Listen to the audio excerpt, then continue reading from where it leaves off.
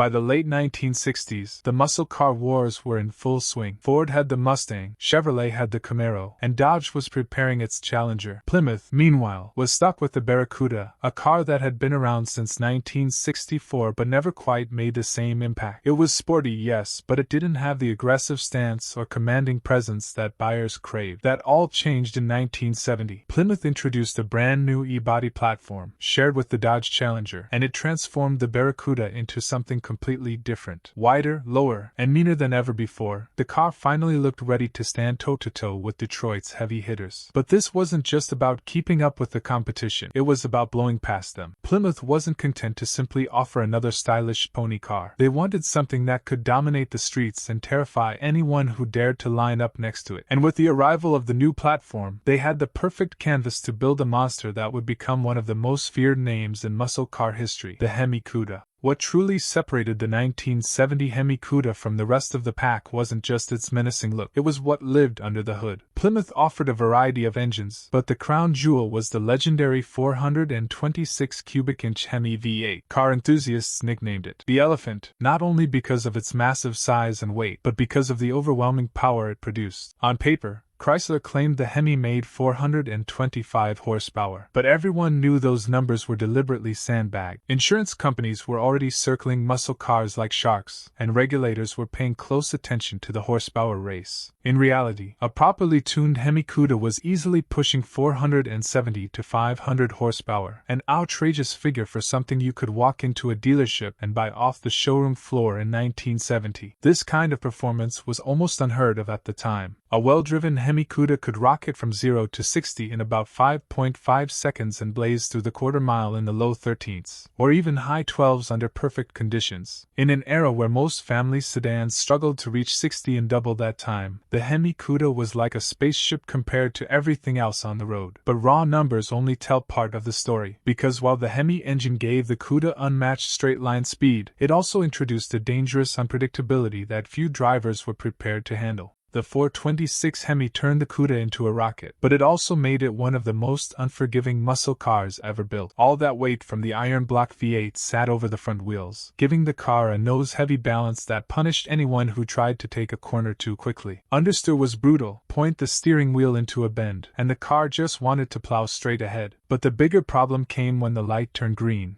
The street tires of the day simply weren't ready for the sheer violence of the Hemi's torque. Instead of launching forward cleanly, the rear wheels would erupt in clouds of smoke. First gear, nothing but spinning. Second gear, more spinning. By the time the tires finally hooked, the car was already half out of control. Drivers described it as both exhilarating and terrifying, like trying to tame a wild animal with nothing but their bare hands. Some said every run felt like gambling with fate. One wrong move, one twitch of the steering wheel, and you weren't just losing a race, you were risking wrapping the car around a telephone pole. The HemiCuda demanded skill, patience, and nerves of steel. But in 1970, it wasn't seasoned racers buying these cars, it was thrill-seeking young drivers who wanted bragging rights on Friday nights. And that mix of inexperience and raw power created chaos on the streets. It didn't take long for the HemiCuda's reputation to spread. Stories of wrecked cars, blown engines, and young drivers losing control started stacking up, and insurance companies were quick to take notice.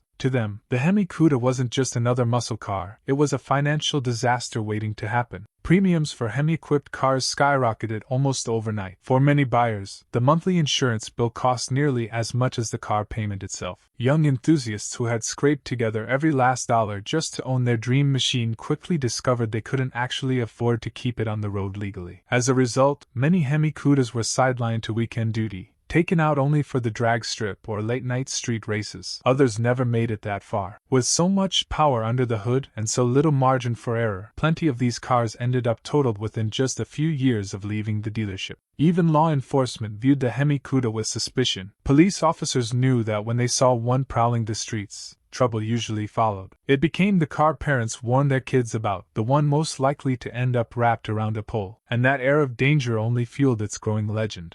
Despite its flaws, or maybe because of them, the 1970 HemiCuda became an instant icon. One look at the car and you knew it meant business. The wide stance, the aggressive lines, and of course, the signature shaker hood scoop trembling with every rev of the engine. It all screamed raw power. Plymouth didn't shy away from boldness either. Buyers could order their Cuda in wild, high-impact colors with names like Plum Crazy, Vitamin C Orange, or Lemon Twist. These weren't just cars, they were statements. And inside, the pistol grip or speed shifter gave drivers the feeling they were holding a weapon every time they slammed through the gears. But the Hemikuda wasn't just about how it looked, it was about how it felt. Owners from the era often describe it in extremes. To some, it was the best car they ever owned, capable of humiliating nearly anything else on the street. To others, it was the worst, a ticking time bomb that punished them the second they let their guard down. One owner summed it up perfectly. It was like driving a stick of dynamite. You never knew when it was going to blow. Another recalled lining up against smaller block Chevelles and GTOs, saying, once it hooked, nothing could touch it. But most of the time, you were just spinning, praying you didn't hit the curb. The Hemikuda wasn't just a machine, it was a reputation, a car that demanded respect both from the driver and from everyone who saw it coming down the street.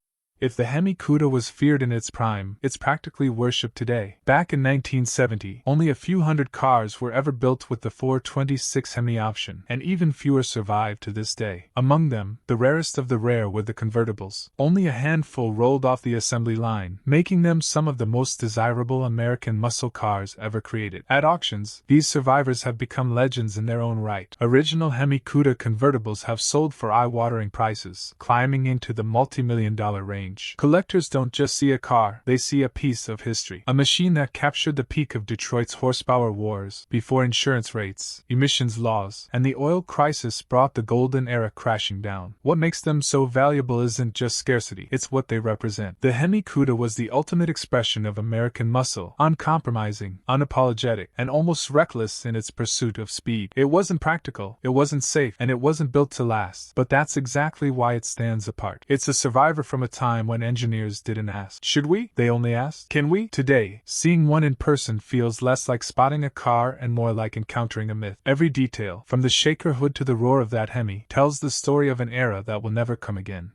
The 1970 Hemikuda didn't just represent the peak of muscle, it also marked the beginning of the end. Almost as soon as it hit the streets, the forces that would kill cars like it were already closing in. Insurance companies were choking buyers with sky-high premiums, federal emissions regulations were tightening, and within just a few years, the oil crisis would bring Detroit's horsepower wars to a grinding halt. The Hemikuda was a product of a very brief moment in time, an era when automakers were allowed to push boundaries without worrying about safety, efficiency, or responsibility. It was raw, reckless, and thrilling, but that recklessness came at a cost. Too many young drivers underestimated the car, and too many Hemikudas ended up destroyed before they ever had the chance to become classics. That's why the survivors are so rare and so valuable today. Each one isn't just a car, it's a relic from a world that no longer exists. A world where engineers were free to drop a racing engine into a street car and sell it to anyone who could sign the paperwork. The Hemikuda demanded respect, but it wasn't built for everyone. It was built for the few who had the courage, and maybe the foolishness, to try and tame it. And that's why, decades later, it remains one of the most famous and feared machines ever to roll out of Detroit. The 1970 Plymouth Hemi Cuda wasn't just another muscle car, it was a statement. It was loud, dangerous, and unapologetically wild, the kind of machine that could make you feel invincible one moment and completely out of control the next. For some, it was the ultimate dream. For others, it was a nightmare on wheels. Its legend was built not only on raw horsepower, but on everything surrounding it: the skyrocketing insurance rates, the fear from law enforcement, the countless stories of wrecked cars, and the cultural reputation of being too powerful for its own good. The Hemikuda was more than a car, it was a myth in motion. And today, with only a handful of true survivors left, it has become priceless. Multi-million-dollar auction prices aren't just about rarity, they're about owning a piece of history. A time capsule from the exact moment when Detroit pushed the limits of engineering and when car culture itself was at its most rebellious. The Hemikuda is a reminder of what happens when passion overrides caution. It's a car that demands respect, not just for what it was, but for what it represents, the untamed peak of the American muscle car era. And the question it leaves us with is simple: will the world ever see another car so raw, so reckless, and so unforgettable again?